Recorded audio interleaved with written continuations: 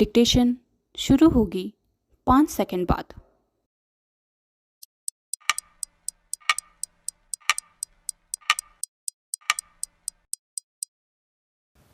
Start. अंतिम चरण की 57 सीटों पर मतदान के साथ ही 18वीं लोकसभा के लिए 7 चरणों वाली लंबी चुनाव प्रक्रिया संपन्न हो गई। इसी के साथ एग्जिट पोल के नतीजे भी आ गए, लेकिन यह स्पष्ट ही है कि सभी को वास्तविक नतीजों की प्रतीक्षा है, जो 4 जून को आएंगे। इसी दिन पता चलेगा कि किसने बाजी मारी। एग्जिट पोल कुछ भी कह रहे हों, पक्ष और विपक्ष अभी भी अपनी अपनी जीत का दावा कर रहे हैं। एक तरह से यह अच्छा ही है। इस दावे का मतलब है कि दोनों ही पक्षों को यह भरोसा है कि चुनाव निष्पक्ष तरीके से हुए। और भी अच्छा यह होगा कि हारने वाला पक्ष अपनी पराजय का दोष चुनाव आयोग अथवा अन्य किसी पर मरने के बजाय आत्ममंथन करे। दुर्भाग्य से अब ऐसा कम ही होता है।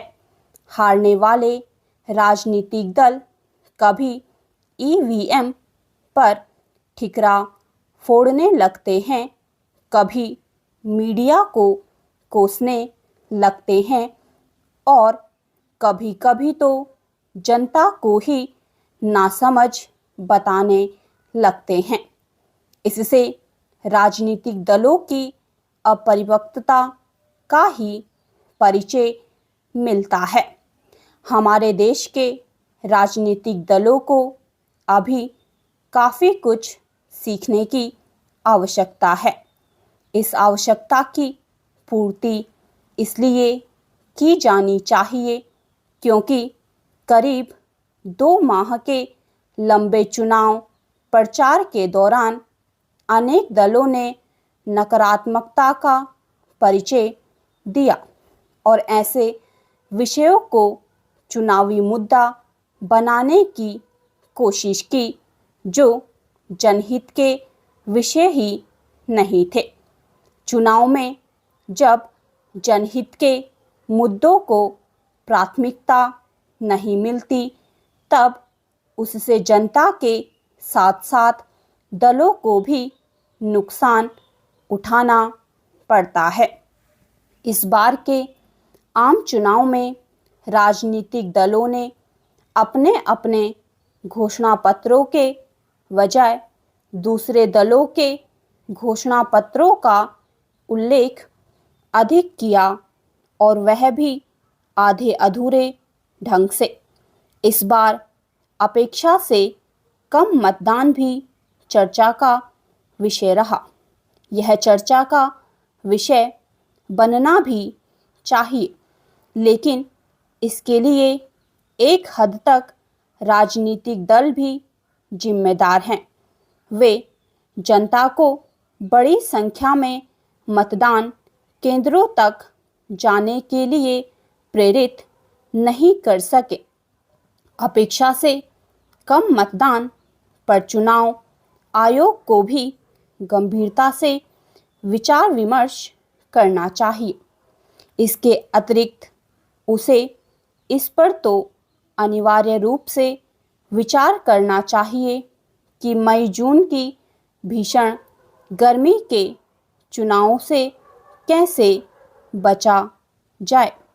हैरानी नहीं कि कम मतदान का एक कारण प्रतिकूल मौसम भी रहा हो। जो भी हो, चुनाव आयोग को इसकी अनदेखी नहीं करनी चाहिए कि अंतिम चरणों के मतदान के दौरान मतदाताओं के साथ साथ चुनाव कराने वाले कर्मचारियों के साथ सुरक्षा कर्मियों को भी बहुत परेशानी उठानी पड़ी। कई चुनाव एवं सुरक्षा कर्मियों की तो लू लगने से मौत भी हो गई। निसंदेह यह भी अच्छा नहीं हुआ कि देश के कुछ हिस्सों और विशेष रूप से बंगाल में चुनावी हिंसा देखने को मिली। बंगाल को चुनावी हिंसा से मुक्ति ना मिलना एक गंभीर चिंता की बात है।